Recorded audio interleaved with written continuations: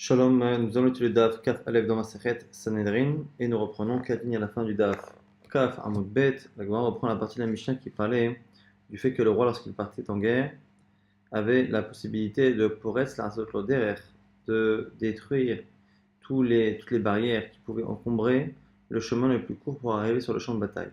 Au passage, on nous rapporte des Braithot qui vont compléter justement les informations que la Mishnah avait données par rapport au droit que le roi avait, par rapport à la priorité qu'il avait dans le butin de guerre. Tanora Banan, la royauté nous dit Otsrot Melachim le Melech, ou Sharabiza Shebozizin Mertza le Melech ou Mertza La'am. Le butin de guerre, la partie qui provient du trésor royal. Lorsque le roi d'Israël gagne une guerre et qu'il récupère le trésor du roi vaincu, tout le trésor du roi vaincu ira intégralement au roi, alors que le reste du butin sera partagé à moitié pour le peuple, à moitié pour le roi. Amalé Abaye Ravdimi, Abaye pose la question à Ravdimi, il va me révéler que c'est Arabacha qui a posé la question. Bishama Atsud Menachem le Melech Ochademita.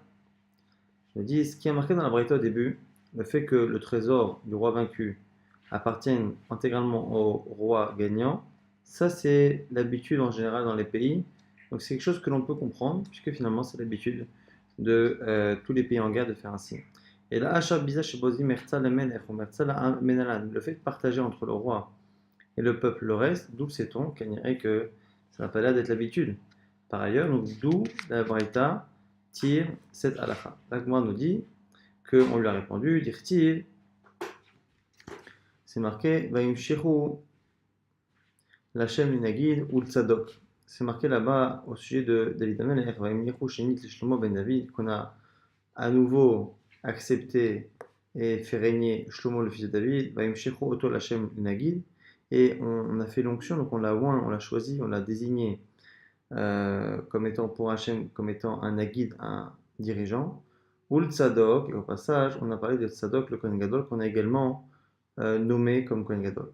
Et le fait qu'on ait parlé de l'un et de l'autre, Makish, Nagid, le Tzadok, c'est pour nous dire qu'on peut apprendre les informations de l'un, des informations que l'on a sur l'autre. Ma Tzadok, Mertzalo, Mertzal Echav, Afnagid, Mertzalo, Mertzal Echav.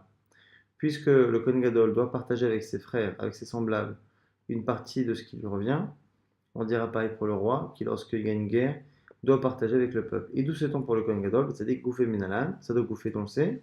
C'est dans les Braïta qui dit Rabbi Omer, au nom de Rabbi, Ve'aïta au sujet des pains qu'on a apporté au Beth Amikdash. Ve'aïta, les Aaron ou le Vanav. Ils seront là-bas ces pains pour Aaron et pour ses enfants. Donc les autres Kohanim. Là-bas, Aaron c'était le Kohen Gadol, ses enfants étaient les autres Kohanim, mais ici ça pourrait s'appliquer au Kohen Gadol, à tous les autres Kohanim. Mertzal et Aaron, Mertzal et Banav, pour dire que c'est pour l'un et les autres, ça veut dire qu'on fait 50-50. Et donc, le Kohen Gadol partageait les pains, les Chamapanim, avec les autres Kohanim. Et donc, comme on l'a mis à côté du roi, pour dire que ça fonctionnait de la même manière, les Chamapanim du roi, ce sera le butin de guerre qu'il partagera 50-50 avec le peuple. Nouvelle Mishnah, toujours chez du roi, Loyer Belon, Hashim, un homme n'a pas le droit, un roi n'a pas le droit d'avoir trop de femmes. Là-bas, c'est marqué, Velu Asur Levavo, Hachem, et que son cœur ne s'écarte pas de d'Akadosh Baruch. Et donc du coup, l'Oyer Belon Hashim, la Torah n'a pas donné de chiffres. Et ici, donc on va avoir une discussion. Tanakama qui dit, Ela Shmone Esre. Il devra s'arrêter à 18 femmes, pas plus. Rabbi Yehuda Omer, Marve Ulo. Selon Rabbi Yehuda, il n'y a pas de limite de chiffre réellement. Il peut augmenter autant qu'il veut, à condition, Bilvad, Shelo Eyu Mesirot et Klibo. À condition que ces femmes-là ne lui écartent pas son cœur du chemin divin. Et donc, du coup, ce que veut dire Rabbi Yehuda, c'est que le fait que la Torah ait donné la raison pour laquelle il ne peut pas avoir trop de femmes, ça veut dire qu'en fait, c'est venu aussi nous expliquer la limite. La limite dépend du type de femme. Rabbi Shimon Omer, Afilu Achad Mesira et Klibo. Selon Rabbi Shimon, le fait que la Torah ait donné la raison, c'est pas venu justement être faciliter la chose et dire que non seulement 18 mais même plus si elle ne l'écarte pas. Au contraire, c'est venu dire que 18 c'est un maximum, mais que parfois, même en dessous de 18, même une, si elle l'écarte, un réseau Sénat n'a pas le droit d'épouser. Lema, Mikel Lama, Nema. Alors pourquoi c'est marqué Loyer Belon Hashim, il ne doit pas en avoir trop. D'Afilou qu'Abigail, c'est qu'on apprend que même si sa femme est une tzadékette comme Abigail, on parle ici de la femme, d'une des femmes de David Ameller, il ne doit pas dépasser 18. Donc on a finalement trois avis dans la Mishnah qu'on va résumer. Premier avis d'Anakama, qui ne tient pas compte de la raison qui est citée dans la Torah. La Torah nous dit qu'il ne doit pas avoir trop de femmes et il ne doit pas s'écarter du chemin de Dieu. Lui ne tient pas compte de la raison qui est donnée, comme très souvent on fait, comme très souvent font Rabbanan, et donc selon lui, c'est 18. On verra d'où on apprend le chiffre 18, mais en tout cas, 18, quel que soit le type de femme, tzadkeniot comme Abigail ou pas, ça ne change strictement rien. 17, c'est autorisé. 18, oui. Au-dessus de 18, ce sera interdit quoi qu'il arrive. Selon Rabbi Yehuda, il n'y a pas de limite réelle, en tout cas de limite objective, ça va dépendre du type de femme.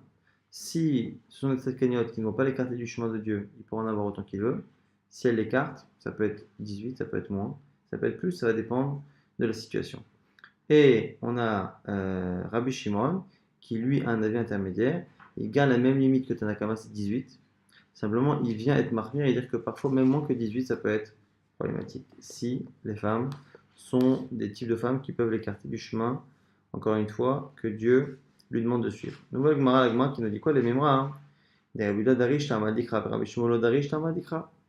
Ici, on a une impression qui sort de la Mishnah, et cette impression-là est contradictoire avec ce que l'on sait, qu'on verra dans la braïta suivante. Pourquoi? Parce qu'on a ici une marque entre Rabbi Shimon et Rabbi Yehuda. Rabbi Yehuda nous dit que finalement, à partir du moment où la Torah a précisé que la raison pour laquelle il ne fallait pas avoir trop de femmes, c'était de peur qu'ils s'écartent du chemin d'Hachem, à ce moment-là, à partir du moment où il a des femmes qui sont bien, il peut en avoir autant qu'il veut. Donc, Rabbi Yehuda utilise la raison de cette halakha pour pouvoir justement expliquer son domaine d'application et pour pouvoir justement donner sa limite.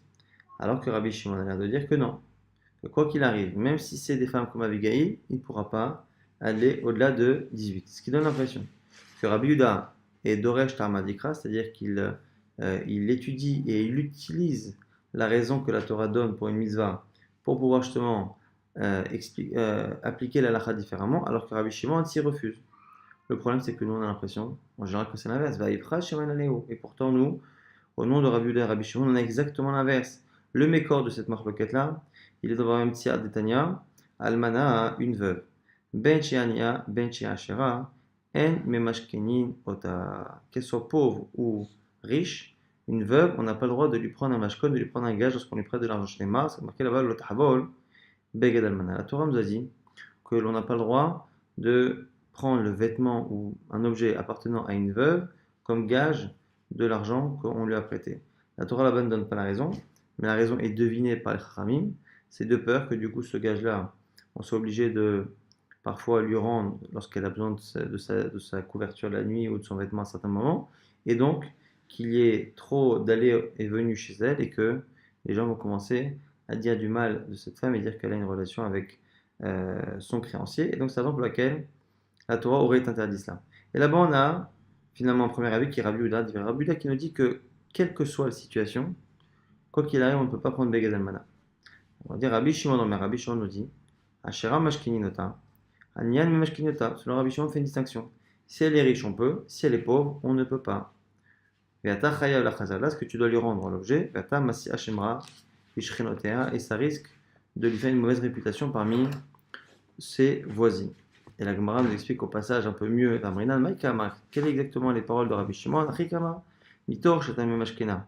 Puisque tu lui prends un objet et qu'elle est pauvre, Atachayav la Chazala, tu dois lui rendre lorsqu'on en a besoin. Si c'est une couverture la nuit, si c'est un vêtement la journée.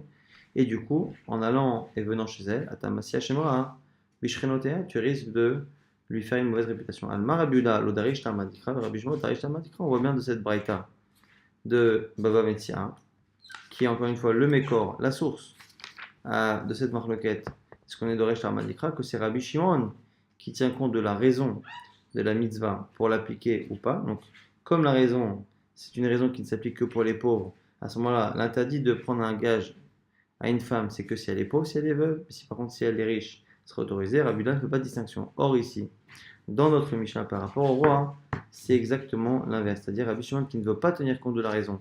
Et qui dit que même une femme tzadékette, pas plus de 18 selon le roi, pour le roi, alors que Rabbi Yehuda dit que ça dépend du type de femme. Là, Gemara nous explique pourquoi ici Rabbi Yehuda et Rabbi Shimon ont l'air de dire exactement l'opposé de ce qu'on voit d'habitude. Alma Rabbi Yehuda lo darish Dikra. Tu as raison. Rabbi Yehuda ne tient pas compte en général de la raison. Mais c'est spécial ici, d'Emfaresh Ta'ama Dikra. Parce que la Torah a donné la raison. Mata Amlo Yarbe lo Nashim. Une fois que la Torah dit qu'il n'a pas le droit d'avoir trop de femmes, pourquoi il n'aura pas le droit d'avoir trop de femmes? Tout de suite la Torah nous dit.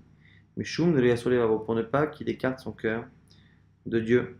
Et donc, selon Rabbi Yehuda, quand la Torah ne donne pas la raison, même si nous on la connaît, même si nous on la devine, on ne pourra pas en tenir compte pour appliquer la halakha, parce que par contre la Torah la donne, c'est fait justement pour l'utiliser, pour appliquer la halakha ou pas.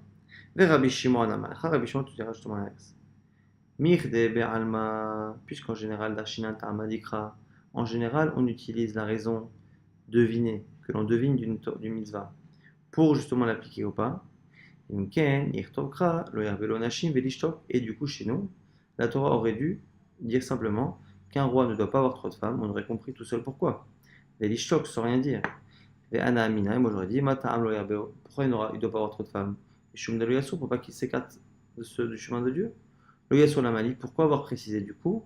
Pour nous dire justement, Afilou Achat ou Messirat Libo, Arezo Lo Isaï, pour dire que même s'il y en a une seule qui l'écarte du chemin, il n'a pas le droit d'épouser. Et la mani mekayem lo yarvelo, d'afilou qui est avec elle. Et donc du coup, lorsque la Torah nous dit qu'il ne doit pas avoir trop de femmes, c'est mieux de nous apprendre que quoi qu'il arrive, il y a un chiffre qui est ici fixé, qui est de 18. Donc du coup, ce que l'on apprend plus ou moins ici, c'est que justement, parce que lorsque la Torah ne donne pas la raison, on a une marloquette, Rabbi Yehuda et Rabbi Shimon, lorsque ici la Torah donne la raison, quoi qu'il arrive ici, ça vient de nous expliquer justement que la règle est inversée.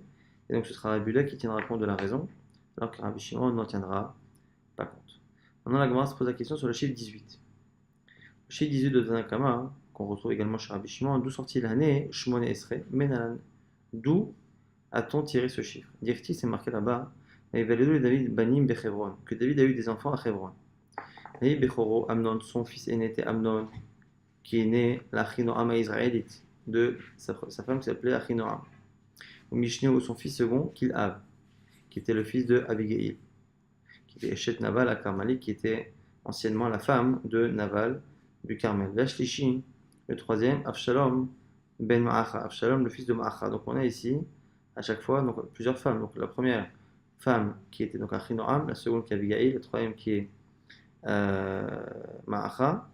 La réveille, le quatrième enfant, c'est Adonia ben Chagit, Adonia le fils de Chagit, donc ça fait une quatrième femme. Chamishi le cinquième, Shfatia ben Avital. Donc on a le cinquième qui est Shfatia le fils de Avital, ça fait une cinquième femme. Shishi Itream la Regla Asher David. Itream qui est la Regla, qui est la fille de Regla, la femme de David. Et là, Yuldou, les David de Hebron, voici les fils qui sont nés à Hebron, 6 fils, à chaque fois avec une femme différente, donc ça fait 6 femmes. Et Kamal est Navi, et le Navi, le prophète, lui a dit, vous savez que lorsque David Améler a fauté plus ou moins avec Bathsheba, une des fautes qu'on lui a reproché, c'est d'avoir tenté de prendre la femme qui appartenait à quelqu'un, et cet homme n'avait rien d'autre dans sa vie que cette femme-là. Donc il lui a dit, le prophète, de manière comme ça abusive, si tu n'as pas assez de femmes, tu aurais pu en rajouter d'autres. Pourquoi es-tu parti chercher la femme d'un autre? Immerat, si ce que tu avais n'était pas assez, aussi falecha, je t'aurais rajouté kahena ve kahena. Comme ça et comme ça. C'est-à-dire que ce que tu as, on aurait pu te rajouter kahena encore et encore. Comme ça et comme ça. Comme ça, c'est par rapport à ce qu'il a déjà. Comme il en a déjà 6, on peut encore ajouter encore 6, ça fait 12, encore 6, ça fait 18. Kahena, shit, premier kahena c'est sit. Kahena, shit, ça fait encore 6. Le ou tamesres qui fait le chiffre de 18. Mat Kifla Lagmar Object nous dit, c'est Ravina qui nous dit que le deuxième Kahena comme ça, il est toujours en référence aux 6 premiers et non pas au total qui est de 12. Kahena tartesre, mais Kahena esre une verba. Si on dit que la première fois il est de là, si tu n'avais pas encore cette femme avec les 6 que tu as, on aurait plutôt rajouter Kahena encore, ça fait 6, ça fait 12. Et après avec Kahena, et encore la même chose, c'est quoi la même chose? La même chose du total qu'on vient de former, donc 12 et 12, ça fait 24.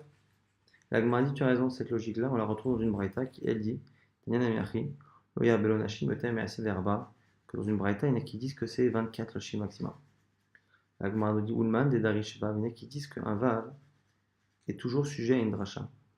À ce moment-là, on pourrait même encore ajouter et passer donc à Arbaim ou Shmone Havu, puisque dit Kahena ve Kahena, Et donc, à ce moment-là, le va viendrait encore doubler. Donc on passerait de 6 à 12, de 12 à 24, de 24 à 48. Tanya Namerki, on confirme ça dans une braïta.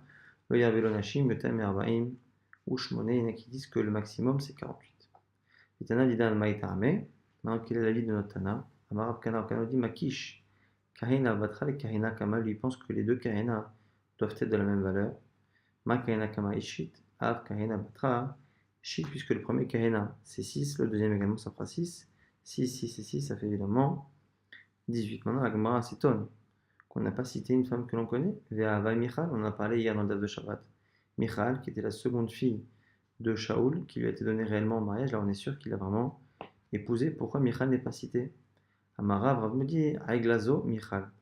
La sixième femme qu'on a citée, qu'on a appelée Aigla, c'est Michal. Velama Nikra Shema Aigla. Et pourquoi on l'appelait Aigla? Sheikh Rabiva Alav Aigla, parce qu'elle était chère à ses yeux, elle était aimée comme la Aigla. Aigla, c'est une génisse. C'est un petit surnom qu'on peut donner à une femme qu'on aime. Renomer. On a retrouvé effectivement cette expression-là. Olech harashtem be'aiglati. Au sujet de Shimshon, qui, la femme qu'il a épousée, la première Philistine qu'il a épousée, il y a eu cette fameuse histoire où il a fait une devinette, il a proposé une devinette à tous les invités de son mariage, et il a fait un peu ça pour les humilier, et eux, n'arrivant pas à trouver la solution à cette devinette, ont décidé de demander à sa nouvelle femme de trouver la réponse, et de lui demander et de la donner, et ils ont menacé cette femme de tuer sinon toute sa famille, et à ce moment-là, effectivement, cette femme-là, après qu'on ait insisté auprès d'elle, a finalement elle-même insisté auprès de Shimshon, qui lui-même a donné la réponse à cette devinette, et à la fin, il a perdu. Et lorsqu'il leur a fait le reproche avant de se déchaîner contre eux et de se venger, il leur a dit Loulé kharashtem ba'eglati. Si vous n'aviez pas labouré, entre guillemets, ma femme, Aiglati, si vous n'avez pas finalement creusé auprès de ma femme pour avoir la réponse, vous n'auriez pas trouvé. Là-bas, sa femme, il appelle sa Aigla, sa génisse, pour montrer que c'est quelqu'un qu'il aime. Donc on voit que Aigla peut être un surnom affectueux pour une femme de la part d'un homme. Mais c'est pas possible de dire que Aigla c'est Michal, puisque là-bas on dit que le sixième enfant de David, c'était le fils de Aigla, donc le fils de Michal. Or Michal n'a pas d'enfant, puisque c'est marqué actif dans Shmuel. Michal bat Shaoul, et Michal, la fille de Shaoul, Loyala Vlad, n'avait pas d'enfant, Adiom Mota, jusqu'au jour de sa mort. Alors la Gemara va donner plusieurs réponses. Amar Frizda, Adiom Mota, le Ayala, Beyom Mota Ayala, lui propose un Frizda que quand on dit qu'elle n'a pas eu d'enfant jusqu'au jour de sa mort, c'est parce que le jour de sa mort, elle en a eu un, et donc elle serait morte en couche. Miride Banim, Echa Kachashilo, la Gemara dit attends, c'est bizarre. Pourquoi? Là-bas on dit que ce sont les enfants que David Amelech a eu Bechevron, dans la ville de Bechevron. Et Ilou Maaseh de Michal. Or pourtant, ce qu'on a dit au sujet de Michal, que Michal a été puni de ne pas avoir d'enfant justement, parce qu'à Jérusalem il s'est passé quelque chose, c'était Yerushalayim, il y avait des Michal bat Shaoul nishkeva be'ad achalon. Michal, la fille de Shaoul, regardait par la fenêtre, va terrer ta mère David. Elle a vu le roi David, Mephazez, Mkarker, Lifne Hashem, Ativezlo Beliba. On voit là-bas qu'elle a vu David Ameler danser devant le Aaron Hashem qui était récupéré dans l'armée d'Israël après avoir été pris par les Philistins. Ativezlo Beliba, c'est là elle a finalement conçu du mépris pour lui. Maraviuda nous dit Veitema Rav Yosef, il existe Rav Yosef, Shakalta Michal, Nimitravsa, que Michal finalement a reçu sa punition dans ce monde-ci, et sa punition justement a été de ne pas avoir d'enfant. Et donc, à partir de ce midrash-là, on apprend que sa punition, ça a été dans ce monde-ci de ne pas avoir d'enfant, donc il est improbable qu'elle ait eu un enfant même le jour de sa mort. Donc on repousse pour l'instant la vie de Rav Chizda. Et la Ema, Adoto Maasayala, Mikan Velach Loayala. Deuxième réponse possible, peut-être qu'elle n'a pas eu d'enfant. Là-bas, c'est marqué donc qu'elle a eu du mépris pour David Ameller, et qu'elle a eu la punition de ne pas avoir d'enfant. Peut-être qu'à partir de ce mépris-là, elle n'a plus d'enfant, mais qu'avant elle en avait eu. Et c'est comme ça que l'on peut comprendre que la femme qui citait là-bas en sixième, qui est Aigla, était finalement Michal. Et soit on dit qu'elle a eu un enfant le jour de sa mort, soit on dit qu'elle a eu un enfant avant de fauter et de manquer de respect à David Ameller. Maintenant, la Gemara nous dit pourtant, sur les 6 qu'on a cités, il en manque. C'est marqué Ve'aktiv Eikar David Od Pilakshim Enashim Merushalayim. Que David Amelech a pris encore des pilakshim, des concubines et des femmes à Jérusalem. La Gemara nous dit, c'est pas un problème. Les malouillés, Shemona Asa, c'est pour arriver au compte de 18. On lui a dit qu'il pouvait en avoir 18.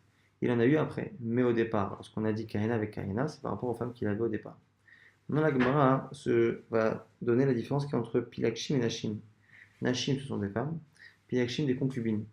Quelle est la distinction technique à l'Afrique entre les deux? Maï Nashim ou Maï Pilakshim? Quelle est la définition de chacune? On va dire Marav Yuda Marav. Mon drabe, on dit Nashim Biktuva avec Kiddushin. Des femmes normales, on leur donne une Ketuva, donc un document qui engage le mari à leur donner une certaine somme en cas de veuvage ou en cas de divorce. Et Kiddushin, c'est-à-dire qu'on donne de l'argent avec une bague ou avec un document, on fait des vrais Kiddushin. Et la femme est engagée vis-à-vis du mari et elle n'a pas le droit évidemment de se marier avec quelqu'un d'autre. Pilakshim, une concubine, Belo Ktuva, Belo Kiddushin. Il n'y a ni engagement du mari au niveau financier de la Ktuba, ni engagement au niveau de la femme au niveau des Kiddushin.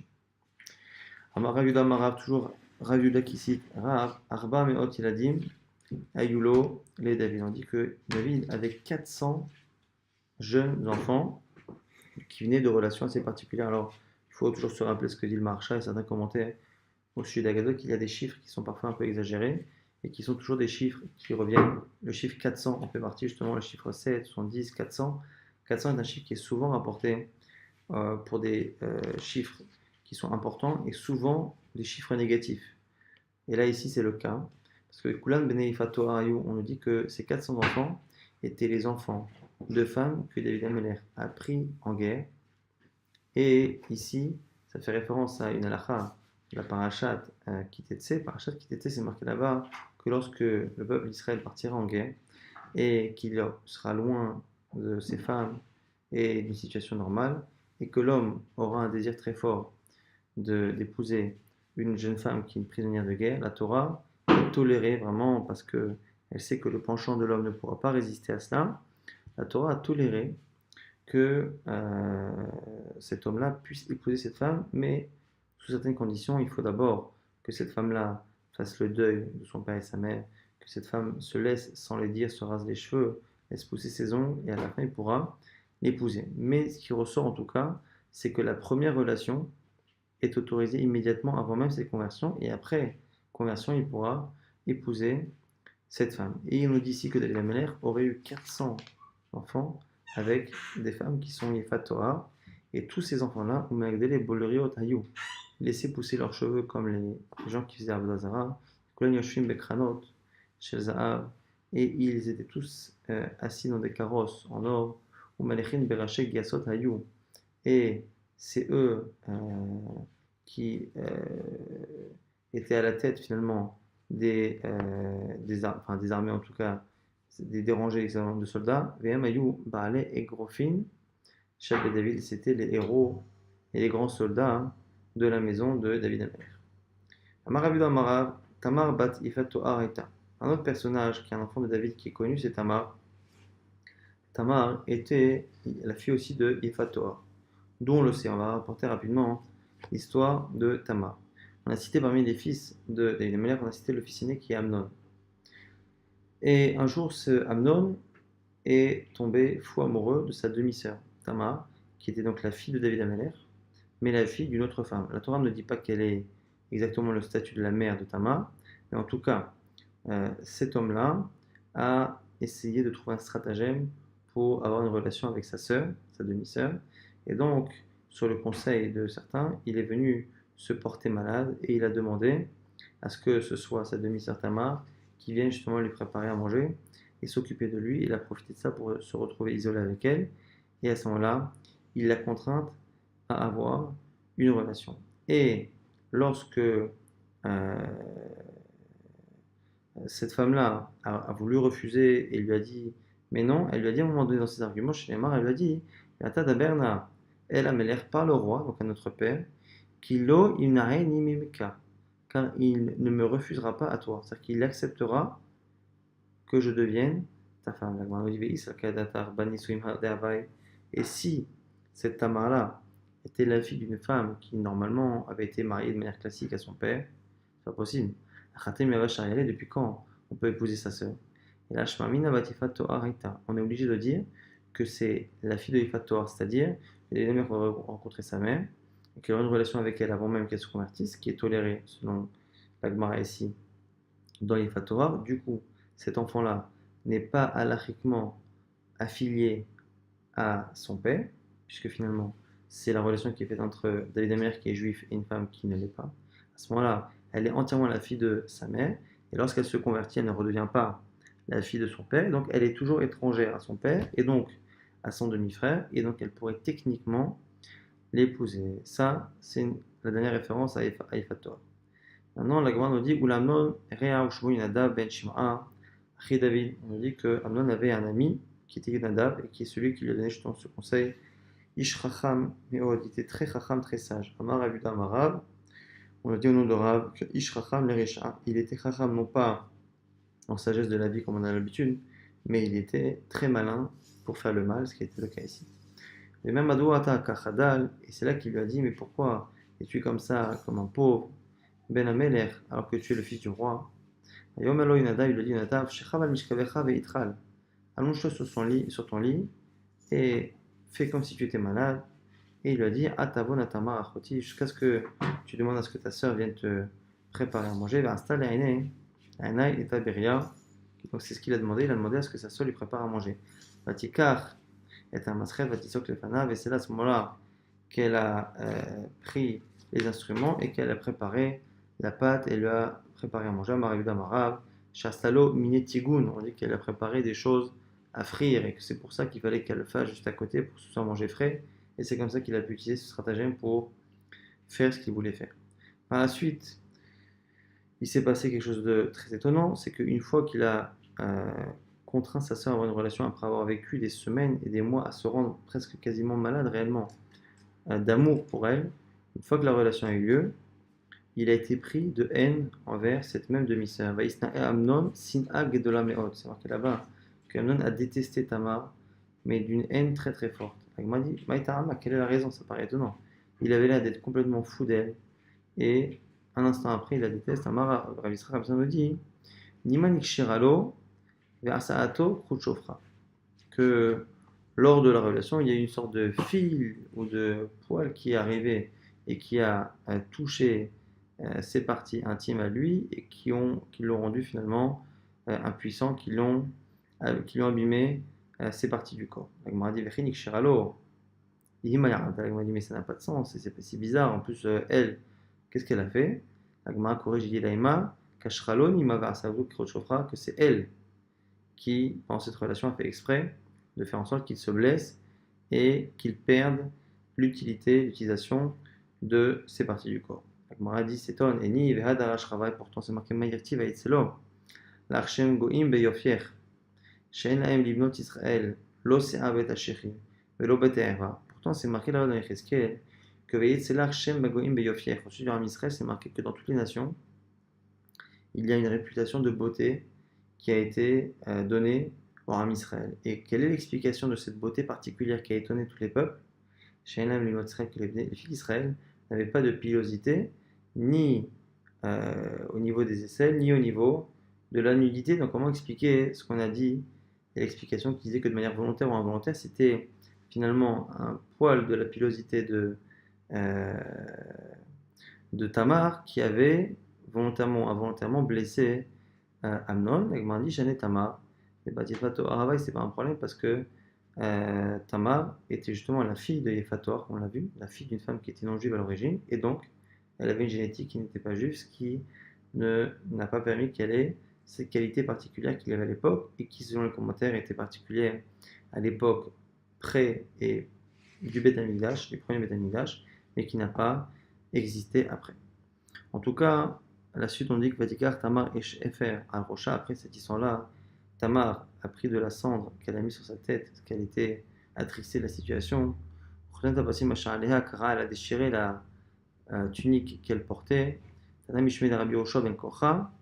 Et lorsqu'elle a justement fait connaître à tout le monde ce qui lui est arrivé, on nous dit que Gadar, Gadol, Gadra Tamar Botasha. Cette fois-là, à ce moment-là, lorsque Tamar a choisi de faire connaître le mal qu'elle a subi, elle a fait finalement de grandes barrières dans l'armée Israël. Elle a protégé l'armée Israël de beaucoup de situations similaires. Pourquoi? Parce qu'Amrou, Livnot Menachim Kach, Livnot Idiot, Alachat Kama Vechama, chaque fille s'est dit, si à une princesse, il peut arriver une situation comme celle-ci, a fortiori, pour des filles simples comme nous, que l'on doit faire attention de ne pas s'isoler avec des cousins ou avec des proches, de peur qu'il nous arrive ce genre de situation. Si pour une femme tsnoa pudique comme Tamar c'est arrivé, a fortiori nous autres qui ne sommes pas forcément aussi pudiques. Et par la suite, non seulement les femmes ont dit ça, mais les Chachamim ont également renforcé Amaruda Marab, Botasha'a, Gazro la Yechud et la Pnoya. Nous dit ici la Gemara en nom de Rab, qu'à ce moment-là, les Chachamim ont interdit le Yechud, l'isolement avec une femme, et ont interdit la relation avec une fille célibataire qui jusque-là était autorisée. La Gemara s'étonne parce que si on dit ça, ça veut dire que jusqu'à présent, le fait de s'isoler avec une femme interdite était autorisé. La Gemara dit Yechud, de Raïtavou, mais c'est pas vrai, c'est pas les sages qui l'ont dit, c'est la Torah. Marabi Yochanan, Mishon Rabishon, Magnot Sadak, on dit Remez le Yechud minatora min. D'où voit-on une allusion au Yechud dans la Torah? Chez c'est marqué qui est Achicha ben Imecha, marqué là-bas, lorsque ton frère, le fils de ta mère, viendra te proposer et t'encourager à transgresser la Torah et à servir des idoles, là-bas on fait une dracha par rapport à l'expression Ben Imecha, ton frère, le fils de ta mère. Pourquoi préciser le frère, fils de ta mère, et pas le frère tout court, comme si le seul frère qui pouvait me pousser à fauter serait le fils de ma mère et pas le fils de mon père. Est-ce que c'est que le fils de la mère qui me pousse à fauter, pas le fils de mon père? Et là, l'homme alecha, pourquoi tu as dit ça? Ben mitached emimo, benechem imsha arayot shebatora. C'est simplement une allusion, mais c'est pour nous dire quoi? Que ben imecha, un fils avec sa mère, peut s'isoler, et que c'est la seule femme qui lui est interdite avec qui il peut s'isoler. Toute femme interdite est interdite à l'isolement, sauf un fils avec sa mère. Donc la Gemara corrige, et la Gazrou, alichud des pnouya. On dit non. À la base, la relation avec une femme célibataire était interdite. Le fait de s'isoler avec une femme interdite était déjà aussi interdit. Ce qui a été nixar à ce moment-là, c'est quelque chose de ressemblant à la situation, c'est-à-dire l'isolement entre un homme et une femme qui techniquement ne sont pas interdits de se marier. Ça, c'est ça la xéra que l'on a fait après l'histoire de Tamar et d'Amna. Maintenant, la Gemara nous rapporte une dernière dracha par rapport à ces histoires-là. Vadonia ben Chagit Minassé les morts. Le quatrième fils de David Amelech, Adonia, le fils de Chagit, s'est élevé en disant Ani Amelech, Ani Mlor, je serai roi. Marav Yuda Marav, Nemet, Shevikesh, le Holmo, le Holomto. On dit que quand il a dit Ani Emlor au futur, on dit qu'il a voulu mettre la couronne de David Amelech, mais qu'elle n'allait pas sur sa tête. Et Aslo Rechev ou Parashim, Bachamishim, Ish Ratzim, Lefanav, on dit qu'il s'est préparé un Rechev, un char, on va dire royal, ou Parashim, Chamishim Ish Ratzim Lefanav, et 50 hommes qui couraient devant les chevaux, qui couraient devant son char, pour pouvoir crier devant tout le monde longue vie au nouveau roi Adonia. Amaravuda Amarav nous dit que Kulan Netule Techol, Hakuke Kapot, Raglaim Hayu. On nous dit ici qu'ils avaient l'habitude d'enlever une partie, faire une ablation au niveau des côtes, Hakuke Kapot, Raglaim, mais également au niveau de la plante des pieds pour qu'il n'ait pas mal en courant et pour qu'il n'ait pas ici, on va dire, de point de côté quand il court. Donc ils subissaient ce genre de personnes qui étaient censées courir de longue durée et de grande distance avaient justement subi des opérations pour avoir cette faculté à courir. Là, c'était une manière de terminer ce sujet-là. On reprend la Mishnah qui continue encore une fois, nouvelle Mishnah, de parler des limites que l'on impose au roi. Lo yarbelo susim. Le roi ne devra pas avoir trop de chevaux. Bishvil l'achiv et ta'ato. Pourquoi, encore une fois? Parce que le roi ne doit pas justement s'enorgueillir, avoir trop de chevaux, de peur que finalement, à force de vouloir les plus beaux chevaux et le plus grand nombre, ils finissent par envoyer des juifs en Égypte pour aller chercher les chevaux là où il y avait les plus beaux chevaux et qu'ils aillent s'installer là-bas, ce qui est interdit. Et là, qu'il y a des mercato, simplement il doit avoir le nombre de chevaux suffisant, nécessaire pour ses chars, son attelage, pas plus. Et on a dit que l'argent et l'or ne doivent pas non plus être trop accumulés par le roi. Et là, Kedeliten, Aspania, il doit simplement avoir de quoi payer ses soldats. En fait, ici, le roi, c'était un peu comme l'État, et simplement le seul ministère qui existait à l'époque, c'était le ministère de la Défense. Et donc, les seuls euh, employés d'État, seuls fonctionnaires qui existaient, c'était les soldats. Et donc, ce qu'on dit ici, c'est que le roi ne doit accumuler de l'argent que pour les besoins de l'État, donc les besoins ici de la guerre, pas plus. Et Kotev lo Sefer Torah Lishmo, et il doit écrire un Sefer Torah, hein, Lishmo, pour lui. Yotze la Milchama, lorsqu'il sort en guerre, Motsia Ima, il sort la Torah avec lui. Nichnas, lorsqu'il rentre, ou Machnisa Imo, la Torah aussi, il l'amène avec lui. Sheb Bedin, Imo, lorsqu'il jugera. On a vu que les rois de la maison de David pouvaient juger, alors que les rois des autres tribus ne pouvaient pas. Meisev hi kenegdo, Shema, Aitaimo, Vekarabo, Kolimichayav, même lorsqu'il s'assoit à manger, le Sefer Torah sera avec lui, quand c'est marqué, que la Torah sera avec lui, Kolimichayav, tous les jours de sa vie. Tano Rabbanan, au sujet de la première halakha, la Braïta nous dit dans la Bélos aussi, Yachol afilo kede merkato paracha. Lorsque la Torah nous dit qu'il ne pourra pas avoir trop de chevaux, j'aurais pu penser sans la Mishnah qu'il ne devra même pas avoir de quoi atteler ses chars. S'il a beaucoup de chars et que finalement ça demande beaucoup de chevaux, j'aurais pu penser qu'il n'a pas le droit. Parce que quelle que soit la raison, il ne doit pas avoir trop de chevaux. Simplement, la Torah dit non. Lo yarbe lo. Il ne devra pas avoir trop pour lui de chevaux. Lo enomarbe, avalmarbe ou kederirbo ou parachav. C'est pour lui personnellement qu'il ne doit pas accumuler les chevaux qui à l'époque, encore une fois, étaient l'équivalent des véhicules et des voitures de luxe. Il ne doit pas en avoir trop pour lui, mais pour son armée, pour son déplacement, il peut. Kederirbo parachav. Ha, manim kayem lo yavel sousim. Alors pourquoi c'est marqué au départ qu'il ne doit pas en avoir trop, comme s'il ne devait pas en avoir trop tout court? Sosim, abatlani, ce sont les chevaux qui ne servent à rien, qui sont simplement là pour s'enorgueillir de ses possessions. Ça, c'est interdit. Minaï shafilo susechad, vehu batel, sheubelo yarbe. D'où sait-on que même s'il a un seul cheval, mais qui ne sert à rien, qui n'est jamais monté, à ce moment-là, c'est interdit. C'est pour ça que c'est marqué les ma'an arbotsus. Dans la suite, c'est marqué les ma'an arbotsus. Il ne doit pas faire ça afin d'augmenter. Là-bas, c'est pas marqué c'est de peur qu'il augmente. Les chevaux, c'est marqué au singulier. Sous, on apprend que même un, c'est interdit s'il ne sert à rien.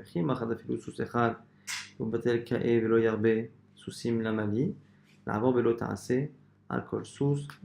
du coup, maintenant, la Gemara nous dit quoi? Si on sait que même un seul qui est interdit, c'est déjà problématique. Pourquoi c'est ça de nous dire au pluriel qu'il ne doit pas avoir trop de chevaux inutiles? C'est pour nous dire qu'une fois qu'il a dépassé le nombre de chevaux nécessaires, dès qu'il a un cheval ou plusieurs chevaux qui sont inutiles, il ne fera pas qu'un seul interdit. S'il en a un, il en fera un. S'il a 100 chevaux qui ne servent à rien, il fera 100 interdits différents et non pas un seul. Maintenant,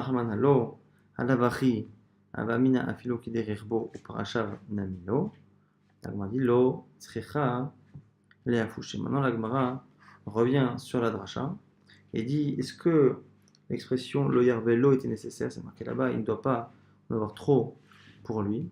On a l'impression finalement que sans cela, afilo kedirbo parachav namilo, on avait dit tout à l'heure, que même si c'était pour ses déplacements, on aurait pu penser que c'était interdit. La Gemara dit, lo tzricha, le verbe lo finalement, enfin le mot lo, écrit pourquoi?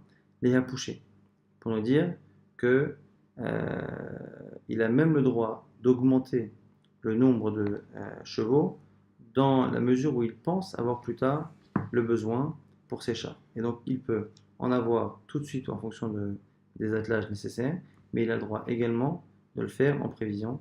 Donc c'est tout ce que l'on apprend de lo yarbe, lo susim, eman arbot sus au singulier et lo yarbe lo susim au pluriel.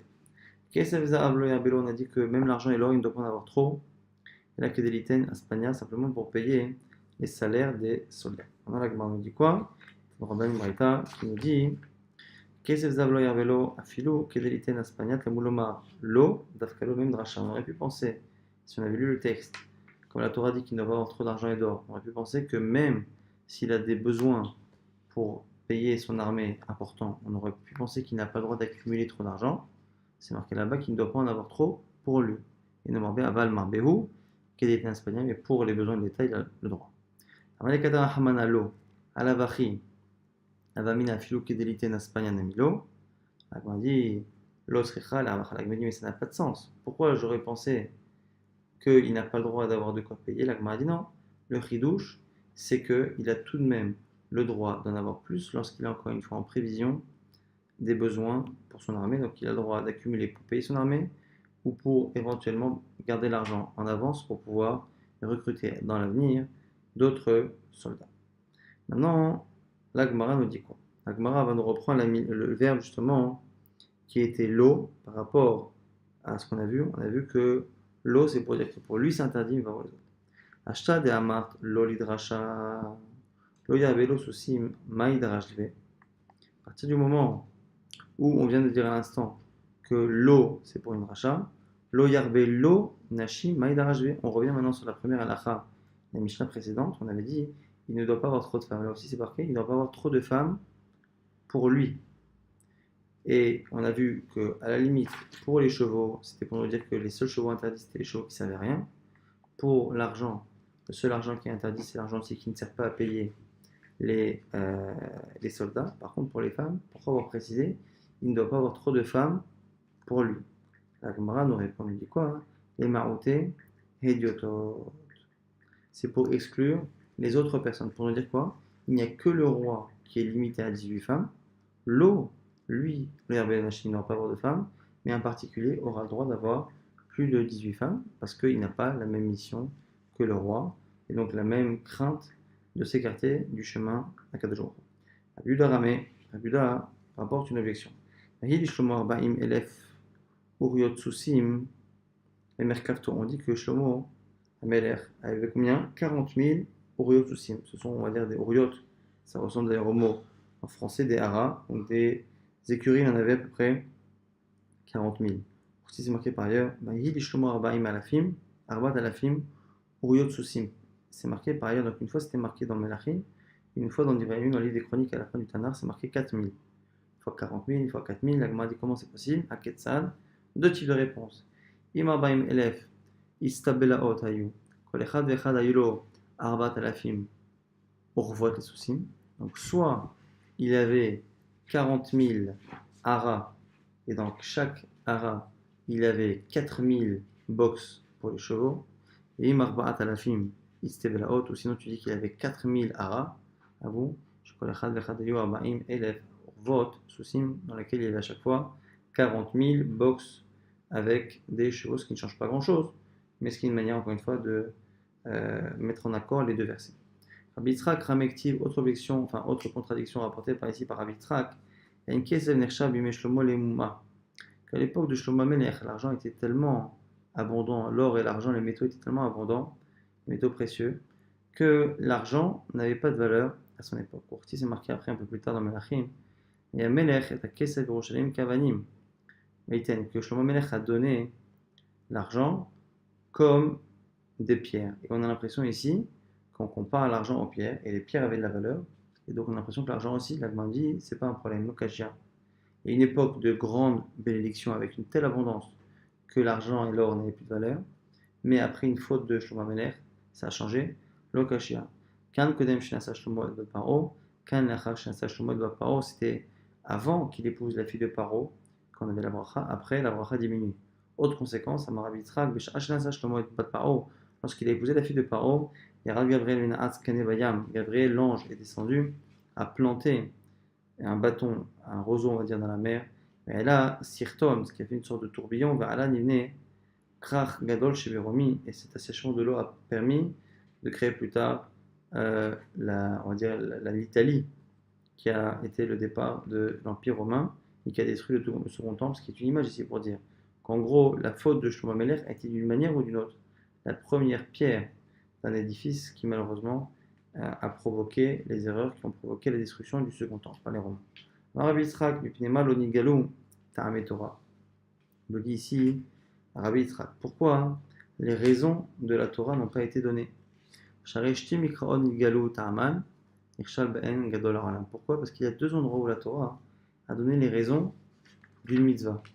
Et à deux seuls endroits, on a donné les raisons. Et le plus sage de tous les hommes est tombé dans le panneau. Si le Yarbelo Nashim, c'est marqué, il n'aura pas trop de femmes.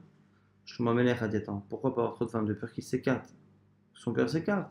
Moi, je ne m'écarterai pas. Ani Arbe, j'aurai beaucoup de femmes. Velo Asso, je ne m'écarterai pas. C'est